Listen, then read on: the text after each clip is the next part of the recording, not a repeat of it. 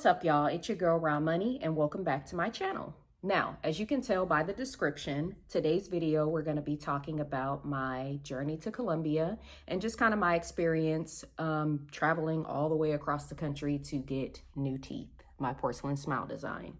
So before we jump into this video, if you guys have not yet, please subscribe. Please subscribe, like, share the video, click the bell so you get post notifications in the near future. I decided to do this video today is to basically share with you guys different avenues that you can take to get your teeth done, because I know that there's others out there aside from me that maybe have thought about getting veneers or some type of cosmetic dentistry done to their teeth. But of course, here in the States, it's literally unfathomable. I did a bunch of research. I went to consultations only to find out that it costs upwards to $20, $50, $60, and even some dentists in Beverly Hills were like $80,000. Who has that kind of money to be paying for their teeth when you have everyday life to tend to, such as rent, mortgages, car notes? I couldn't even imagine paying that type of money to get my teeth done. Of course, on Instagram, you see all these people, all the thoughts, all the celebrities and people with these perfect teeth, and you're like, what the heck? So, yeah, it took a lot of research for me to kind of figure out how everyone was getting their teeth done. And some of the celebrities I know had money. And a lot of people I'm like, nah, they can't have that much money. So where is everybody going to get this done? So we'll get into that in a minute. We'll start with the beginning stages of what my mouth went through. So I started with braces. When I initially got my braces, I thought that I was only going to be wearing my braces for maybe 8 months to upwards of a year. But it turns out I had my braces on for 3 years, and my wife only had hers on for a year. So I was a bit salty about that. We were in the dentist's office one day. The initial orthodontist that we were working with got transferred. And so a new guy came in. And, you know, I overhear him talking to my wife, and he's like, oh yeah, your teeth are looking great. Your braces will be coming off and blah, blah, blah, which was like coming up soon. So I'm like, oh, okay. When he gets to my mouth, I should be right behind her because we pretty much got our braces like a day after one another. So he gets to my teeth and he's like, no, you're going to be wearing your braces for a lot longer. I'm like, how much longer? And he was like, oh, you've got about a year. Then he proceeds to tell me that I was going to have to also invest in some type of cosmetic dentistry. So I'm like, are you kidding me? Why wouldn't the first orthodontist tell me that? So that way I could have made a decision on whether or not I wanted to take the braces route and, you know, just kind of jump straight into getting my cosmetic dentistry done. I thought that I wasted time, I wasted money, and I was pissed initially, but come to find out, I guess it was a good thing that I got my braces first because it put all my teeth, my bite, everything in alignment. So that way when they put the, you know, porcelain veneers on, that they would look, you know, really good and they would last long and I wouldn't have any issues later on down the road. So it actually turned out that it was a good investment that I got the braces first. I'm going to be stuck with all these gaps in my mouth. My problem is that my teeth were super tiny. My wife used to call me toddler tooth, gappy, all types of names she had for me. So I had a complex about that, not just from her. It was more so like a joke. But I was like, dang, where am I going to get my teeth fixed? Where am I going to get the money to get this done? So like I said, back to Instagram, you see all these, you know, people getting their teeth done. Well, come to find out, just like everybody going out of the country to get BBLs, and instead of going to, you know, Beverly Hills and Hollywood to get all these cosmetic procedures that are way out of our price range. What do they call it? Medical tourism is the, you know, technical word for it. You basically travel abroad out of the country to go get cosmetic procedures.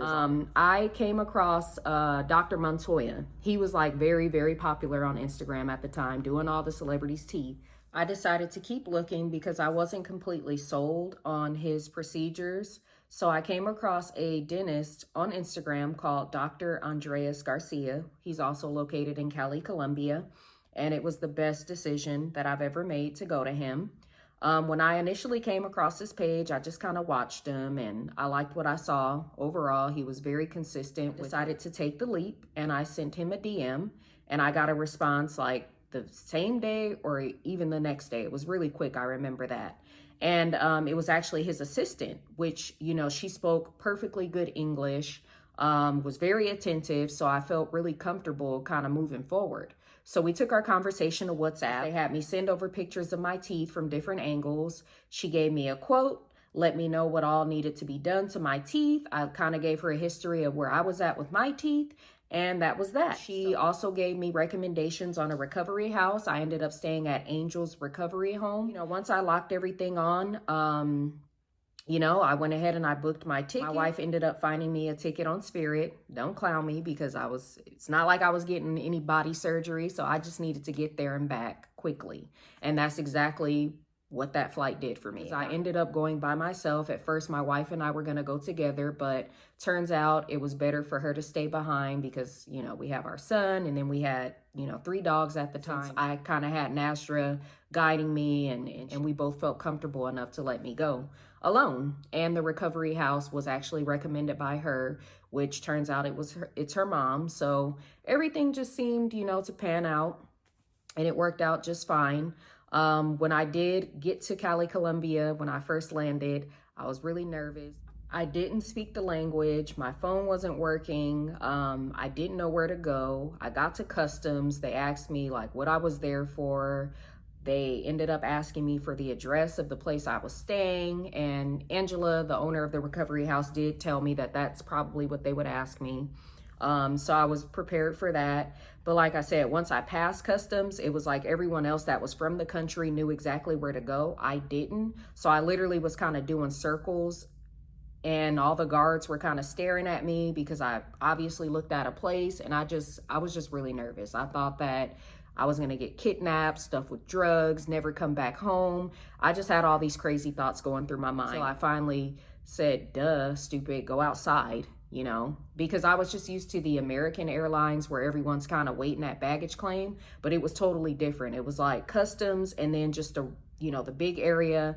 And then it was like everyone was going outside, but I was like, okay, I didn't want to go outside and then not be able to get back in if I wasn't able to locate anyone. I just didn't know what to do. So I finally decided to take the leap of faith and step outside. And once I did, boom. NASDRA, she knew exactly who I was because over WhatsApp, we sent pictures of each other, and they knew what I was going to be wearing.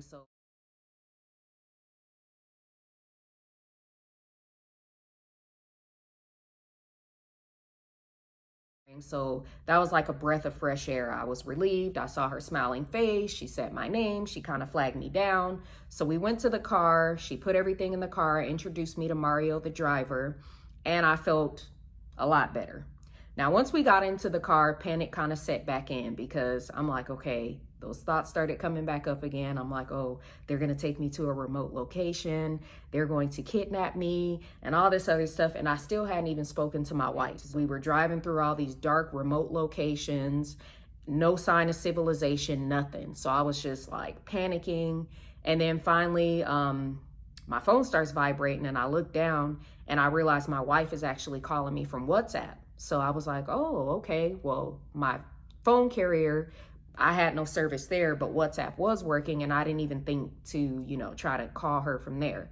So we spoke, and, I felt a lot better. She was kind of panicked because she hadn't heard from me, and she had been calling me, and my phone had been going straight to voicemail, obviously. But turns out everything worked out. I got to the recovery house, got settled, met Angela, was very thankful that NASDRA actually showed up to the airport to pick me up. And so I ended up taking a shower, going to bed, and then the very next day I actually went to the dentist office. With the recovery house, all of my transportation to and from my appointments was included, to and from the airport, so I didn't have anything to worry about with that.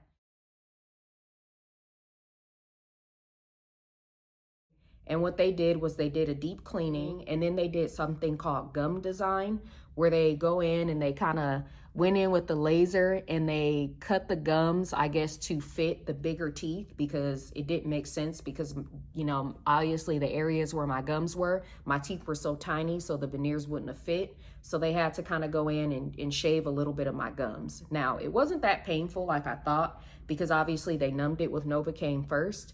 And it's like I couldn't feel anything while they were using the laser to go over my gums, but I could smell it, which was like kind of weird. So I got all that done, and then I ended up having to stay for 8 days when you get porcelain veneers versus the other ones. you can like stay in a day and go back home the next day. But when you're getting the permanent ones, the veneers, your teeth actually have to go to a lab after they take your impressions and everything. So that takes a little bit longer. So the reason they did the gum design the first day is because they wanted to give my gums time to heal before they actually placed the veneer caps over my teeth. So that's why they had me come in the very next day. So after that, I kind of went back. I wasn't really able to eat anything, so I ate like ramen noodles and I went to sleep again. The owner of the recovery house has a daughter that her boyfriend was visiting from Spain, so we were able to hang out, and you know, I made friends with them and we're still friends to this day. So they took me around just kind of sightseeing and doing a bunch of fun stuff over the course of me having to wait the remainder of the days until my teeth got finished.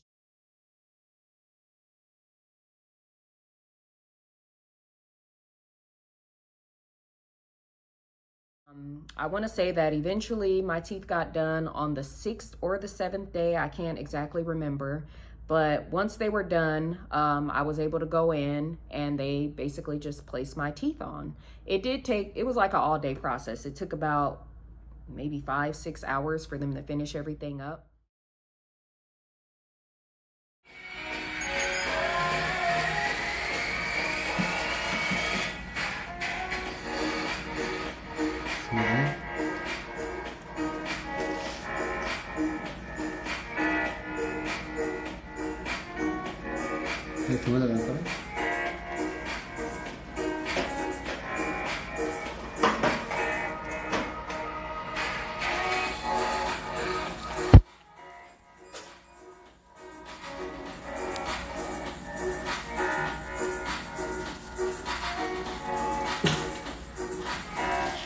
Hello everybody, this case is in Porcelain Veneers environment. Only I need clean to finish. I did have to get my teeth shaved just a little bit because like I said initially earlier in the video, my teeth were so small and I had so many gaps in the first place that not much shaving had to be done to my teeth. So yeah, they put the teeth on and I was good to go. They went in and they like kind of like sanded things down a little bit and made my teeth look a little more natural versus having that super square like horsey look. So kind of gave it some character, you know, here as you can see, which I'm pretty happy about. So that was that, and it worked out great.